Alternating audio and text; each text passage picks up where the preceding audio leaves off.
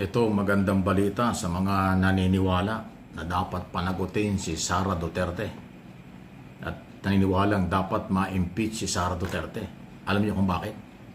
Aba, marami palang mga abogado na magagaling ang nagbo-volunteer na maging private prosecutor sa impeachment trial pagdating sa Senado.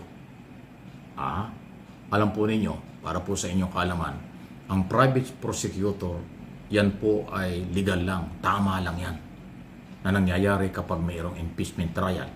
Hindi lang po yung legitimate prosecutor ng mga membro ng Kongreso, kundi ako nagkakamali, 11 o 12 na abogadong congressman ang magiging prosecutor.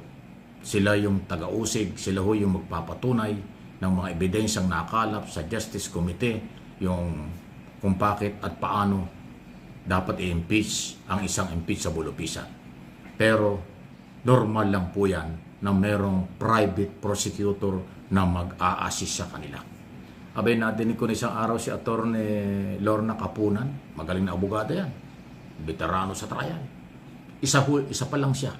Isa siya doon sa tinutukoy ko na nagbo-volunteer at willing tumulong sa prosecution team para ilaban ang mga ebidensya na na-discover ng Justice Committee dahil nakita niya ang taas nga ng percentage na kanyang binabanggit sa interview, 99.9%, parang 100% na conviction, matibay ang ebidensya sa betrayal of public trust, korupsyon, at ang pinaka-controversial ay nga pong pag-uutos niya na hindi daw nagbibiro, no joke, ng kanyang utos para sa buhay ng Pangulo, First Lady at Speaker of the House.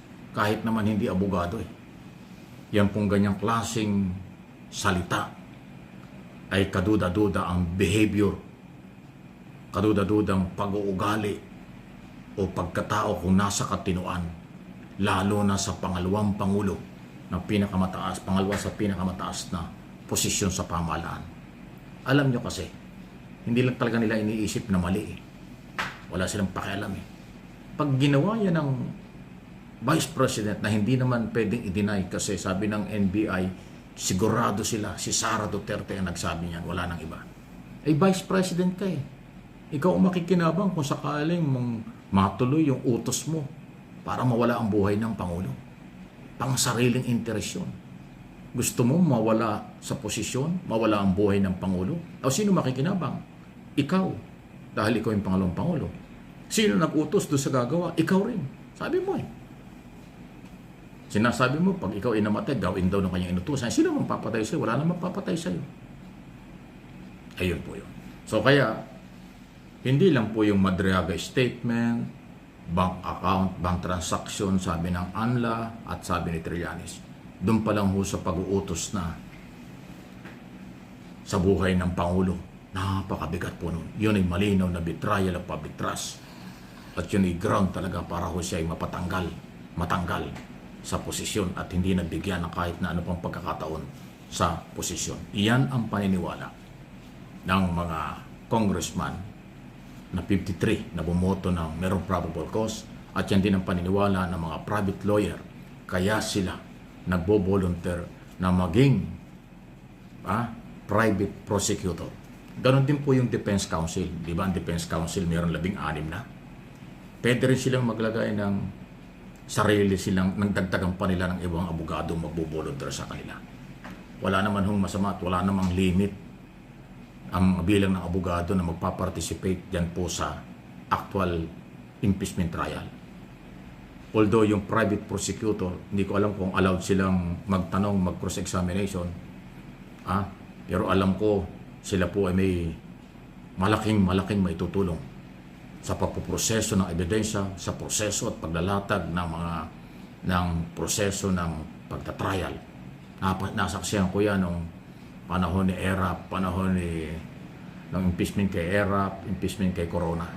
Maraming private prosecutor na malaki na itutulong sa prosecution team kung paano ilatag ng tamang-tama ang mga article at ebidensya. Kasi ho, pag adun ho sa halimbawa 11 prior yung congressman prosecutor, ay ang article of impeachment, kung di ako nagkakamali, 14 eh. Ang article of impeachment, yung impeachment complaint, 3 in 4, pag pinagsama mo yan, 13 hanggang 14 na mga ebidensya at akusasyon. So lahat ho yun ay iisa-isahin, hahawakan ng bawat isang congressman prosecutor. At sunod-sunod na ilalatag yun. Doon papasok ang private prosecutor. Ano ang tutulong niya sa paglalatag ng ebidensya, presentation ng ebidensya, presentation ng mga testigo at dokumento. Yan ang tulong ng private prosecutor. Pagka po, ito yung aking sariling opinion. Pagka po ang magagaling na abogado ay nagbo-volunteer na maging private prosecutor, ibig sabihin gusto nilang tumulong para mailabas ang katotohanan. Ibig sabihin, kumbinsido sila, merong basihan at ebidensya. Ibig sabihin yan, pumapabor sila. Nakikita nila na merong pananagutan at dapat papanagutin ang isang impeachable official, hindi lang Vice President na kahit na sino. Dahil lang Vice President ang nakataya rito, kailangan yun. So in other words, lahat nakabase sa record, dokumento, walang personalan. Ayan po.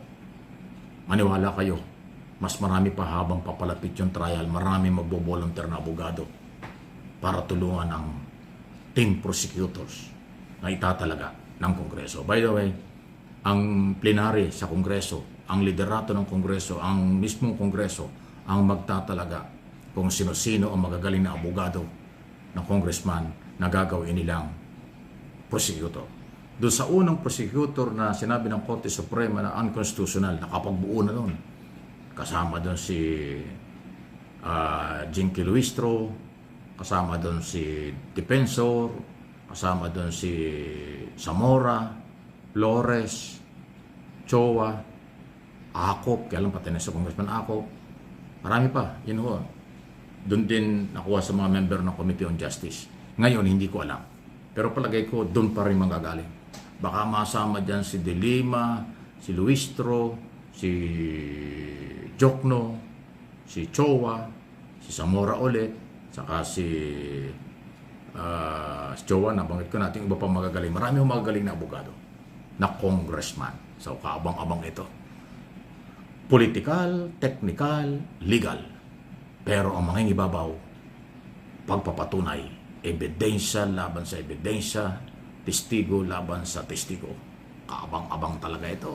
Issue lang po, walang personalan, update lang ho sa kaganapan at pagbibigay ng opinyon base sa mga kaganapan.